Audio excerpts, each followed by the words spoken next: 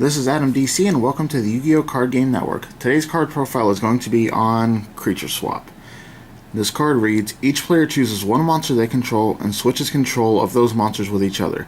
These monsters cannot change their battle positions for the rest of the turn. So, real simple. You and your opponent pick a monster on your side of the field and change. One thing to remember about this card, if you're unfamiliar with it, is that you do not get to pick your opponent's monster. So if they have two monsters on the board, and you're planning out a strategy where you require one, they could always give you the opposite one. So this card is most effective when they only have one monster on board. So a lot of times you might want to go in a battle phase, attack, kill what you don't want, main phase 2, use this card, or if they just have the one monster on board and you want it, take it. One of the simplest things you're going to see people do with this card is if your opponent has a stronger monster than you do, you summon a weaker monster, or you have a weaker monster on board, you swap, you run it over. Real easy. But there's a lot more you can do with this card. So first thing is when you have a card that can create tokens, what you do is you're going to summon your tokens, and it's important to summon these tokens in attack position. Okay, so you summon these tokens in attack position, use Creature Swap, give them your attack position token that has 0 attack, and then you can just run it over and do a good amount of direct damage with whatever monster you have. Now, if you have something like Don Zalug, where his effect says once you deal direct damage to your opponent, you can discard one card from their hand, or you can make a mill 2 from your deck, even better. But a lot of people aren't going to use stuff like this. Mainly, you're going to, in this case, Dracosac. You're going to summon Dracosac, generate 2 tokens, Creature Swap, get their monster, whatever it may be, and then you're just going to run through the token and get a direct attack in. Now, if you're running multipliers in your deck, these are a good option also. Any of these monsters, and there's plenty more like them, if they're destroyed by battle and sent to the graveyard, you can special summon one monster of a specific type or attribute from your deck with 1500 or less attack, or in Pyramid Turtle's case, 2000 or less defense. But because these cards will activate in your graveyard, it's fantastic. You can give them your Mother Grizzly, destroy the Mother Grizzly, and then you're going to get a summon off that, which will allow you to put another monster on board and make another attack during that battle phase, since it does happen during the battle phase. Blackwings. If you're running Shura, when Shura attacks and destroys a monster by battle and sent to the graveyard, you can special summon one Blackwing monster with 1500 or less attack from your deck. So you could always normal summon Shura, special summon Bora the Spear, Creature Swap, give them Bora, run over with Shura, and then get another special summon that turn, and you're going to have their monster. Plus, you're going to get another one from Shura. So it's a good way to create advantage with a card like this. Another good opportunity to use Creature Swap is with Acid Golem. Now, Acid Golem, during your standby phase, detach one material from this card or take 2000 damage. You cannot special summon any monsters, and while this card has no XYZ materials, it cannot attack. So, first of all, you give them this card, they can't special summon. It's going to slow them down. If this card is already out of its materials, it can't attack either. And then, during their standby phase, they're going to take 2000 damage. So if you can get this guy on board, keep him there long enough to detach both his materials, and then Creature Swap, you're going to create quite a problem for your opponent. Or you could even just summon Acid Golem and give them to them right away with Creature Swap so that they can't special summon, as long as you can hold out with a big beater on their side of the field. Now, when you're doing all this complicated stuff, which may not be that complicated, you need to be wary of cards your opponent controls that have effects that remove it from the board. Okay, so if you take your opponent's Sangan and he leaves the field, it activates in your opponent's graveyard, so they're going to get the search.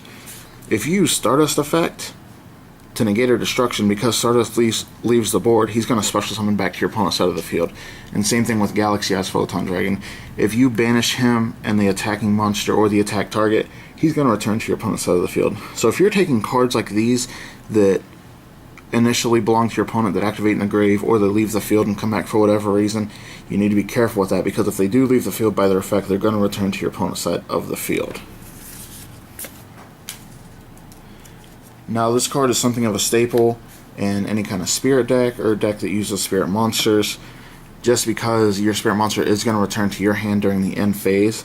So you could always summon a spirit monster, Creature Swap, take your opponent's monster, and just end turn, and that spirit monster is going to return to your hand. And also, if you have Legacy, if you got a Garasu on the field, this card is a trap card that lets you draw 1, but if a spirit monster is face up on your opponent's side of the field, you can draw 2. So if you have this card already set, you can go ahead and summon a spirit monster, creature swap, activate Legacy if you got a Garasu, draw 2, and then that spirit monster is going to return to your hand during the end phase anyway.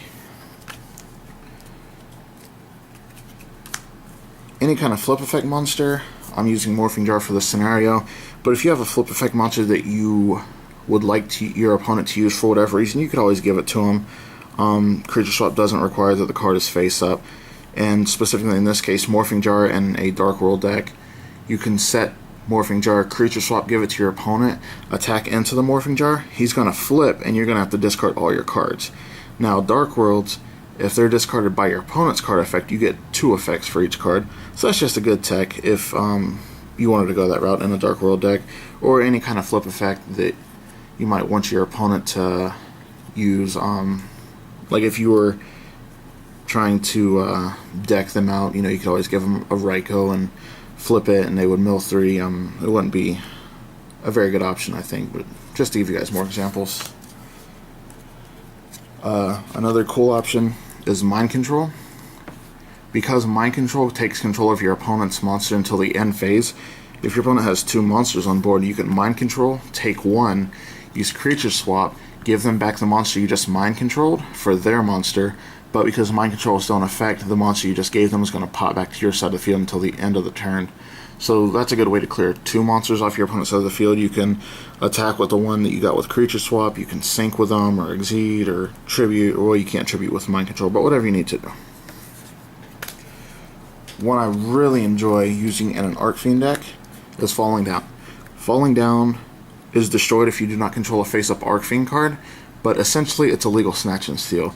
You attach it to your opponent's monster and you get control of that monster. So you can use Falling Down to take your opponent's monster, same with Mind Control, use Creature Swap, give them the monster attached with Falling Down, take their other one, and then the one attached with Falling Down is going to pop right back to your side of the field. So you're going to get permanent control over 2 of your opponent's monsters. And my favorite thing to do with this card specifically is when you're dealing with a big monster, an annoying monster that can't be targeted, or it has some kind of bad effect when you do target it, like Machina Fortress, for example, or Master of Blades. Creature Swap does not target. So if your opponent has nothing but a Master of Blades on the field, you can Creature Swap without being worried about Master of Blades negation and destruction effect. And same thing with Obelisk the Tormentor. You cannot target Obelisk the Tormentor, however Creature Swap does not target, so you could make a token and trade a token with 0 attack for an Obelisk, which is one of the easiest ways to get over this guy. But like I said, it's a good way to deal with cards that won't allow you to target or that you really don't want to target. So that's it for today, guys. Thanks for watching. We'll see you next time.